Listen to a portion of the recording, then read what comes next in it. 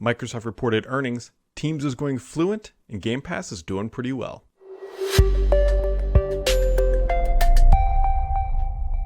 Happy Friday, friends. It has been a busy week. It's Halloween here in the US, and so many of us are probably wearing masks in some capacity or another and going out or not going out and eating candy or not eating candy, depending on where you are in the world. But I hope that you had a wonderful week, and let's kick things off because there is a lot to talk about. Microsoft dropped their earnings this week. Actually, a bunch of technology companies did, and pretty much every company blew it out of the water from a tech perspective. Apple, Google, just the whole gamut pretty much beat earnings. Amazon had a phenomenal quarter in terms of revenue.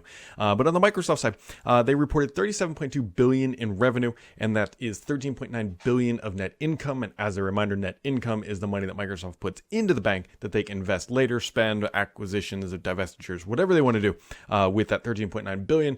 That is now in their piggy banks, and they can use that as they would like. A couple quick highlights. Office 365 commercial, 45.3 million subscribers on that side, which is just a huge number for software as a service for Microsoft. Microsoft Teams in that little bundle there has 115 million daily active users. That is phenomenal. They added about 8 million new users per month from their last reported figure, which is around 75 million, I believe, at the end of April or beginning of May. So about 8 million users per month, which is that's crazy growth. Microsoft actually also announced today, that Fluent, which if you're not familiar with Fluent, that is the design language that Microsoft announced about 3 years ago. It's almost kind of I don't want to say a joke at this point, but it's so poorly implemented across all of Microsoft services.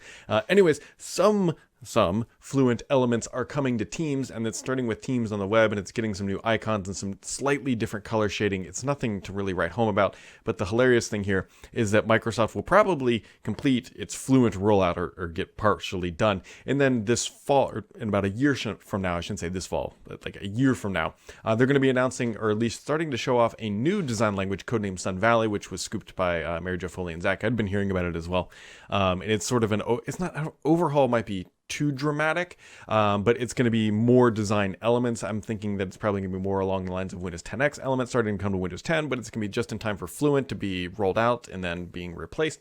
So you got like a calamity of hilarity of like Fluent and then this new Sun Valley, and we'll see how it shakes out. We're not going to pass judgment yet, but Fluent has taken far too long to deploy, over 3 years, and the fact that Teams, which is again about 3 years old, just now getting some of it, whatever. Surface had revenue of $1.5 billion, which was a pretty substantial growth. I am betting that Surface is going to have its first $2 billion revenue, I should say. That's not net income. $2 billion revenue quarter this quarter right now, considering that they launched their new sort of entry-level Surface laptop, the Surface Laptop Go. That's a nice entry point. I think on a revenue side, I will be shocked if it's below $2 billion for the holiday quarter. So anything less would probably be a pretty big letdown.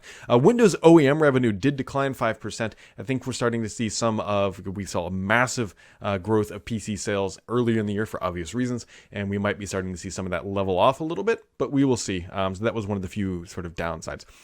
Other big news, and this is sort of the nerdy side of life.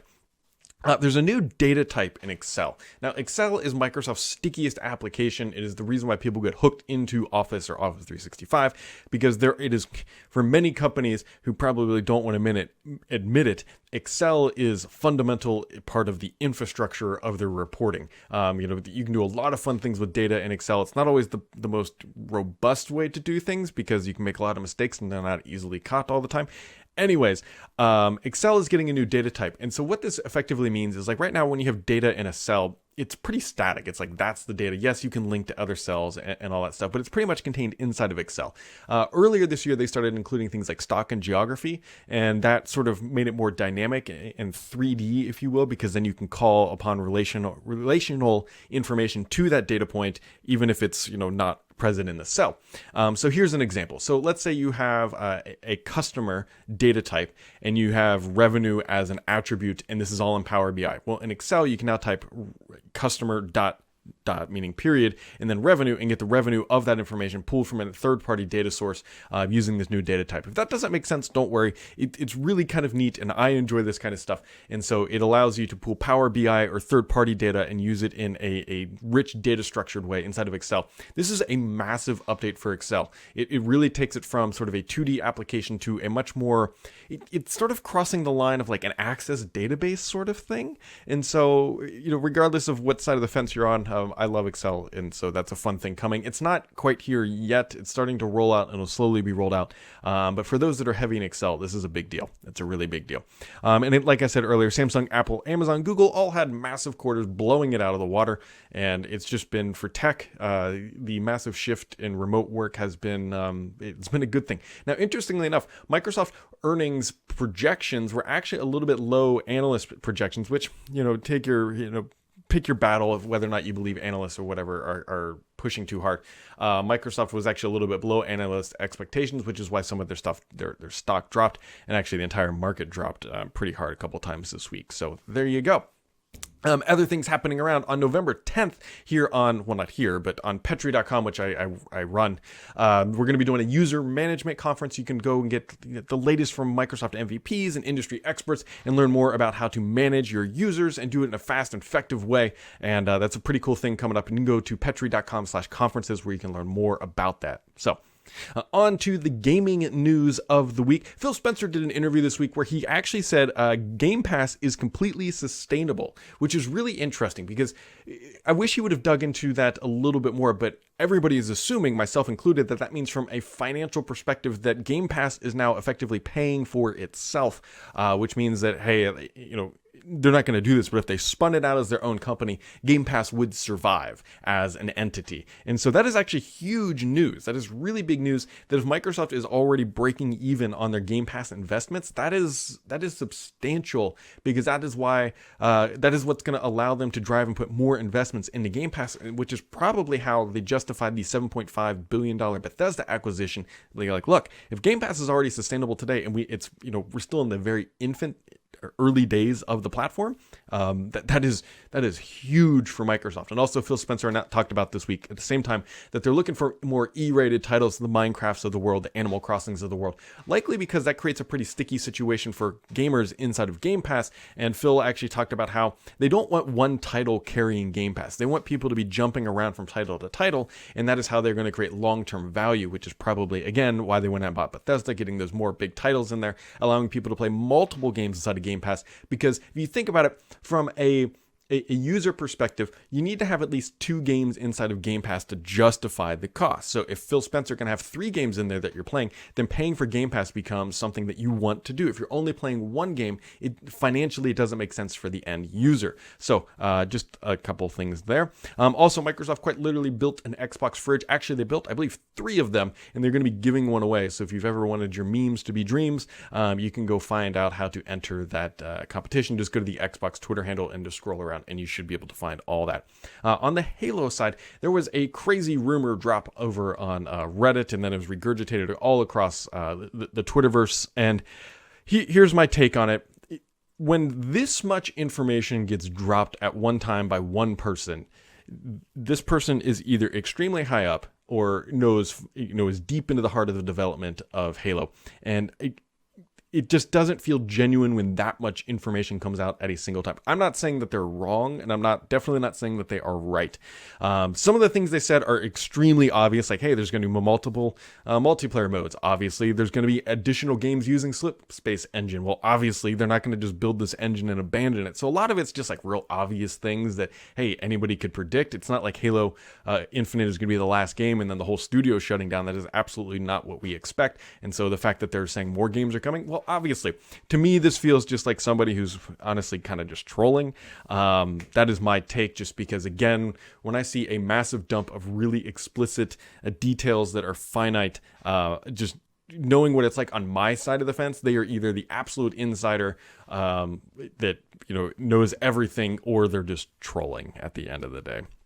There's also been some game bar updates. So if you've been wondering, I'm really happy they did this, but it's sort of interesting that it's in game bar or whatever. But if you're wondering what's eating up all your resources on your machine, game bar update now has some new widgets that will help you understand what's actually going on underneath the covers of your gaming PC. And so you can hit Windows key G to go find all that, and you'll need to, I believe, install the widgets. I don't know if they come out of the box anymore. But you at least have that. So on to the questions of the week, which are always my favorite part. Let me refresh the thread. I always tweet that out, by the way. You can find me on Twitter's at BDSams, and then you can find out where to go drop those questions to make things just a little bit easier. Okay, so we got a bunch of questions in. Yoshi says, what are the chances that my Series X arrives early from the Microsoft Store? So probably not good. I wouldn't count on that, although... Yeah, I mean, I don't want to say it's impossible, but I wouldn't expect your Series X to arrive early. But I would love it if it did, because that's where I ordered mine. The Joe Finn says, do you have any tidbits to add to the Sun Valley of Windows 2021 UI updates? Any news on Windows 10X preview date? So originally, the Windows 10X preview date was supposed to be this fall, and actually somebody tweeted that out in the fall, and whatever, it doesn't matter. I think the UI... The UI updates, I've heard everything from it's going to be like a decent update to pretty significant. And I think it really just depends on what side of the fence you're on about what you consider significant, right? If you look at like what Windows 10X, the shots that we had, or the screenshots that we had to help us understand it, that would be considered pretty significant. So I think it's going to be more like on the heavy side, like we're actually going to see Panos get some of his significant influence in for 2021. At least that's the timeline. That is the timeline. But we all know how these things work, because the ship in 2021, the second half, they need to be done like in the springish time, somewhere around there, to really start locking things down. So we will see. I don't want to go too into what I've heard, because it's Zach and Mary Jo have written effectively what I have heard as well. But yeah, so there you go. Sidechoker says, why is it particularly so hard to get in contact with Microsoft support? Why not over an email address or contact form or something like that? Well, probably because they would get just a massive amount of input or requests or help desk tickets, whatever you want to call it. If you're a commercial subscriber, or paying customer, it's not so bad. On the commercial side, I do fully admit that on the consumer side, it is quite a bit harder to get a hold of them in some capacity, but I believe that's by design. A lot of these tech companies do this. If you ever try to get a hold of Google, good luck. It's the same sort of thing. Bleeman says, do you still have a Surface Studio? Yes, I do have a Surface Studio 1. And do you have any Bluetooth problems with it? Well, candidly, my wife has taken over where the Surface Studio sits for her at-home office, so it has not been on in a while. But I did not have any Bluetooth problems with it previously, but it is a Surface Studio 1. He has a Surface Studio 2. Have you played any games on it? Definitely, I would not be playing games. Like he mentions Microsoft Flight Simulator 2020 on it. No, I would not try to run that, at least not on the Surface Studio 1. Brother Nod says, did Microsoft consider the limited edition Day 1 Xbox program a success? Had they considered something similar for the Series X launch? So this is somewhat of a tough question to answer, because did they consider the Day 1 program a success? I would think so, because, right, obviously they sold out of all that stuff, and that's just, I mean, that's the truth, is they sold out, so it's hard to say it's not a success. Did they consider something for the Series X launch? I know that they did consider it, but somebody's going to run with that and say, oh, they considered it and then they abandoned it. Well, I mean, that's just people sitting around a table and saying, hey, should we do a Series X launch with a Day 1 program? Somebody probably said, yeah, maybe we should. And somebody said no, and then they just didn't. At the end of the day, it was really just a pretty minor thing. And so I don't think that they really put any weight into it, mostly because they knew that they were going to have the most powerful console. And so they didn't need any sort of like unique vantage point. They wanted to let the specs speak for themselves, I think is the reason why they went for that. And he says, Microsoft has focused on having hundreds of games to play in the next gen due to free performance bumps on backwards compatibility titles. Sony focused on having a handful of actual next gen titles. Which do you think has a better launch strategy? I think if Microsoft actually would have gotten the launch strategy they want, they would have had a better one, because they were trying to get games ready for launch, but the whole world crumbling in front of them sort of put a big damper on that. At the end of the day, next-gen consoles are always going to sell out initially upon launch, and that's just the way that it is. I mean, the next-gen Call of Duty is going to be supporting it, and that is a huge title, by the way, that will be helping to sell these consoles for the next, because you'll get better performance on it. And if you want the absolute bleeding-edge advantage playing against people who are not, then that is going to be the way to go, at least from a console perspective. Obviously, you could jump over to the PC and get the best of the best, but you also pay a exuberant amount of money to get that. That being said, I don't think it's really going to hurt either company because they're going to sell out. The next gen titles are really going to start to matter sometime next year when that initial demand curve starts to fall. So Apache says, what's the easiest method to setting up a VM? That is a good question on not enough information. I'm assuming you're talking Windows, and then just using Hyper-V is probably the easiest way because it's depending on your processor and Windows iteration, you probably already have access to it. If not, you could go down to the VMware solution. They have some consumer side stuff, or actually Parallels might be an easy way to do it as well. So there's definitely like some consumer grade options out there if you don't want to tinker around with Hyper-V, where you can just download an app and then it's effectively a VM in a box on your machine. And so look up solutions from VMware or potentially Parallels, depending on what you're trying to do. And then MN Mr. Bear Guy says, any update on the Xbox Series pre-orders for people who have not been able to get their hands on one? Best Buy keeps saying they will be taking more before November 10th, and you will get day one delivery. Best Buy did have some available. Now, it was not the Series X, I think is what he's alluding to here. Actually, it's exactly what he says. They had Series S available. At this point, you're just going to have to get lucky. Newegg had them open for a few minutes, and then they were gone, and then they got refunded or something like that. So it's a bit messy. This is to be expected. This is how every single console or early hardware launch has gone.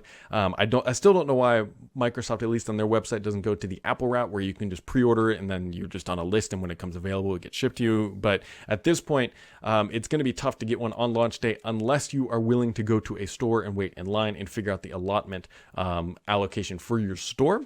So that is going to be probably the quote unquote easiest way, but it's going to require the most amount of time because you're actually going to have to go to the store.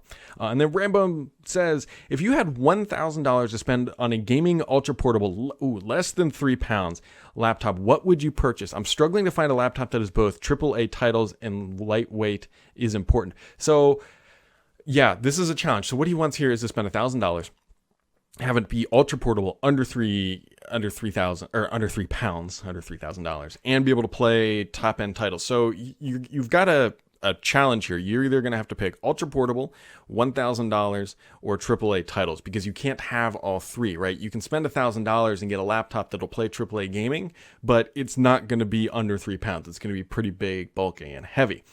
You could pick something that is under 3 pounds and under $1,000, but it's not going to be able to support AAA titles. Your best bet, something like this, is going to be to find like a last gen, or maybe like a 9th or 10th gen Intel device, maybe from Razer or possibly like Legion Gaming from Lenovo to hit all those marks. But you're going to have that. The challenge here is the $1,000 can probably get you a pretty decent gaming laptop. The problem is trying to keep it under 3 pounds. So you're going to have to decide what's more important, being able to play games or be able to play or have super lightweight. Your honest to God, best answer might be to go to get the laptop that you want, but then go to a streaming service like xCloud when it becomes available, or Stadia or Luna, something like that, because you will be able to play those games on that laptop and get everything you want, although you're not going to be getting that native gameplay. But to be honest, the streaming gameplay is pretty good, so you might be all right in that capacity. So there you go, guys. That wraps it up for today. And as always, appreciate you guys tuning in, checking out, hanging out, doing all that good stuff. Hit the subscribe button. We'll catch all of you right back here next time.